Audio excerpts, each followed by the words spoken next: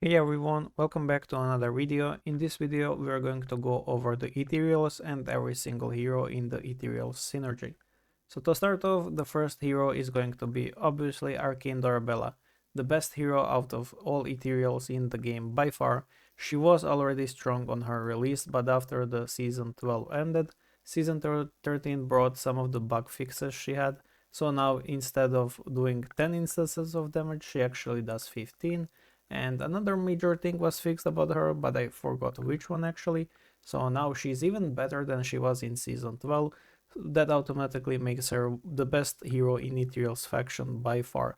Although Elisha is not that far behind, because without Elisha there's not much of to do in the early game account, especially in Rift Odyssey. It's basically impossible to beat it. So Elisha, despite not being as big of a hitter anymore in PvP, she still brings the AoE freeze to all of your allies. She still buffs them, especially more now because there's no more hunters in position 3. So the damage buffs she gives, the flat stats are actually quite important now.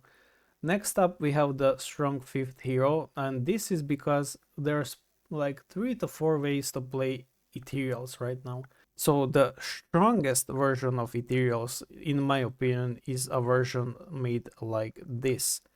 So this version, or rather actually like this. So this version of 7 Ethereals, Victoria is just temporary. You can also use the Hela if she's fated for you, or rather has X stones. Mine doesn't, so I'm using Victoria. But you can also just use Amaterasu if you did X her, and you have 9-star Arcane Doorbell. That's already 7 Ethereals, and you're pretty much safe to play them with a Karnak and save the Fate heroes for some other teams, and basically making a strong team without a Fate hero is always good. This is the most famous Ethereal team. You would typically run something like Maw. So Maw is a relic that was pretty terrible until they buffed Arcane Doorbell, or rather bug fixed, and now she actually can proc the Maw and apply stun and increase damage to all enemies, unlike before when other heroes couldn't actually do it. You can also run the scissors now, because if you're going against CC, you don't have CC immunity in this team. So scissors, especially at 8 and 9 stars, do bring an insane value to this team. And as for the last relic, it doesn't really matter much. You can use pretty much anything you really want. The most optimal relic would be some relic increased damage, so you can use the Judgment Blades, which increases the damage, which is the perfect combo with the Ocean Maw.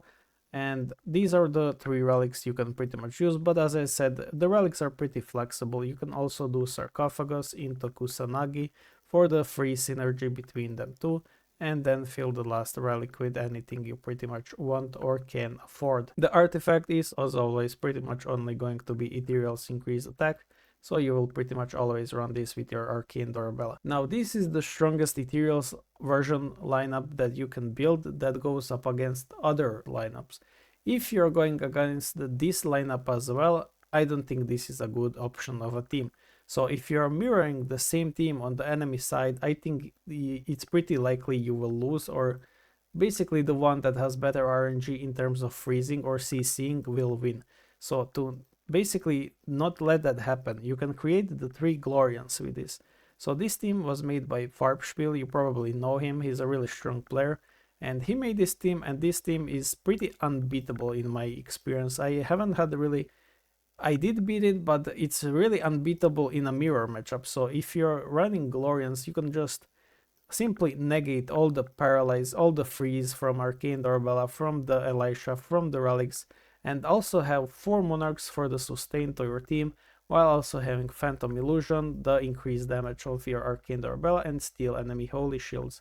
So this team is made to counter enemy Ethereals. You will always want to run this version of the team to counter enemy Ethereals, because it simply can't get CC'd for the first round, and you will basically snowball the CC onto them, and they will never manage to actually move. By doing this, you are freeing up some of your other Ethereals.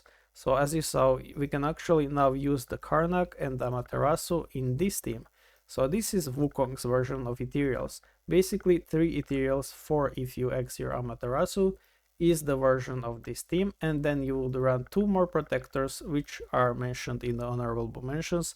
So someone like Gaia, Bahamut, or even I'm not sure if I put Odin in here, I probably didn't, but Odin is also one of the best choices to go for. Ascended Bastet as well. So if you want to go Mystifier's route, you can also go for Lancelot and Gaia, or you can also go for Gaia and Ascended Bastet, so creating a pretty balanced team overall. But you can also go Valiantor's route, which is the Odin or Hades or Diana, pretty much whatever you can afford.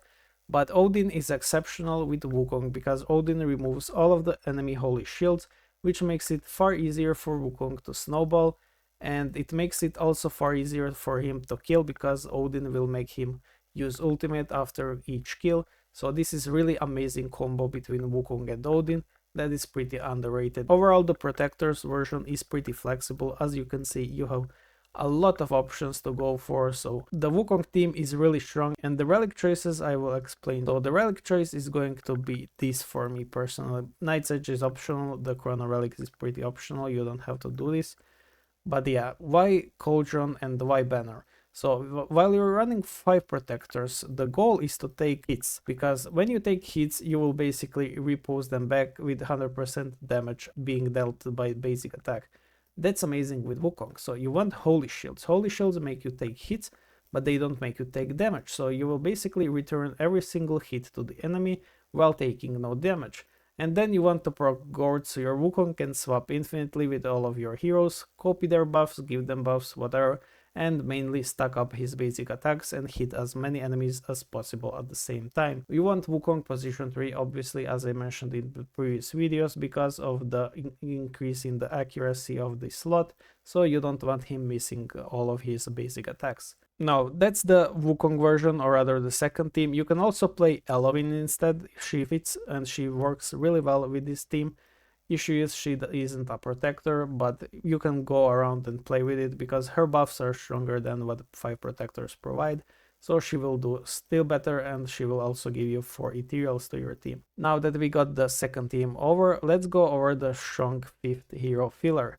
So strong 5th hero filler is basically all of these heroes are viable in a way. They fit the Ethereals and they can be used. Even Eudora right now, a lot of players are still using her and she's still strong, but Arcane Dorabella is just better. So Eudora would be like a second or even third carry depending on how Elisha is feeling. Sometimes Elisha one-shots enemies, sometimes she does nothing. I'm not sure why that happens, but yeah. Eudora still usable. You can also use every other unit in this strong 5th hero, but the reason why we are using Lilith when playing the 7 Ethereals is because Lilith increases the stats by 100% every second round up to 1000%, and when you basically get all of these stats from your crits, that goes over the roofs, and Lilith basically almost never, if even ever, dies in the 7 Ethereals lineup. So she's one of the safest heroes to play with and one of the better heroes to go for when playing 7 Ethereals. To the fillers. So these fillers are pretty much only for the undeveloped accounts that still don't have heroes to play with. Both Portia, Lissandra, and Katrina and Dorabella, even Bai, are usable heroes, don't get me wrong. They're only bad because there's better heroes. They're not bad by themselves, but they're pretty outdated and they're just EV heroes, not much to say. Lissandra is pretty outdated, but she can be still used. So yeah, just if your account doesn't have heroes that I have mentioned, so instead of someone like Karnak, you would use Katrina. She's also an Ethereal and also a protector. She also provides shields, which is basically sustain, and she does decent chunk of damage. If you're missing a, let's say, Monarch, you can use Portia instead and get your Monarchs. Same goes for Dorabella and Baisugjan if you're missing sustain or basically HP, which doesn't usually happen because you do have Elisha on your team. And then fillers number 2, these heroes I don't recommend using ever, unless you're in like first 7 days. The Anubia can be actually used, but yeah, apart from that, you won't be using her for long. Then Fate, if in synergy. So if you're using Fate hero, the best hero for the Ethereals would be the Hela, but the best hero for the Protectors would be Victoria, which I have explained in the Valiantors video and why. So Hela is better for the 7 Ethereals here, but Victoria is better for the Protectors. And Cleopatra you can use in the Protectors or Ethereals, it doesn't really matter, she will do the job that she's supposed to be here. although she will basically fit better in the protectors because of the holy shield she provides. And then for the honorable mention, as I said in the first few minutes of the video, you can use the 3 Glorians to counter enemy Ethereals or enemy CC while still remaining a strong team. You can use Fenrir if you feel like it, because Fenrir scales off the damages, which Arcane Doorbella does really nice. The protectors are basically only for the Wukong. Behemoth is one of the greatest PvP heroes in the game by far. You can also use her if you don't feel like playing Dooms or something. You can use Pandora to help snowball with Arcane Doorbella. They're pretty deadly, but I feel like that's overkill going so many DPS heroes. Shang is also amazing, and yeah, all of these heroes are pretty much usable with the Ethereal setup.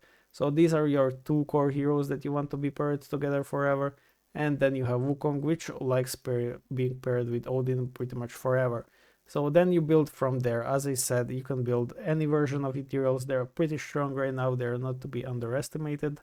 And yeah, that's probably it for today's video. Hopefully you did learn how to build Ethereals now, and hopefully you will have easier time building them and playing with them. They have been quite strong for me personally, but they are not unbeatable. Obviously everything in this game is fairly beatable, and that's why I love it. Honestly, it allows team building, it allows team creations, it allows counterplays. And yeah, for the Wukong team, I personally love running this.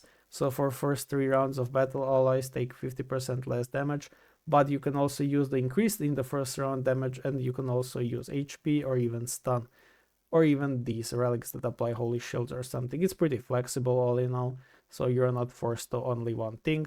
And yeah, that's really it for today's video. You can also try Marina in here. I'm just saying, if you did invest in her, maybe she's good. But yeah, overall, that's it for today's Ethereals video. So probably next one is going to be Avengers and then Dooms. See you guys in the next one, and good luck in your battles.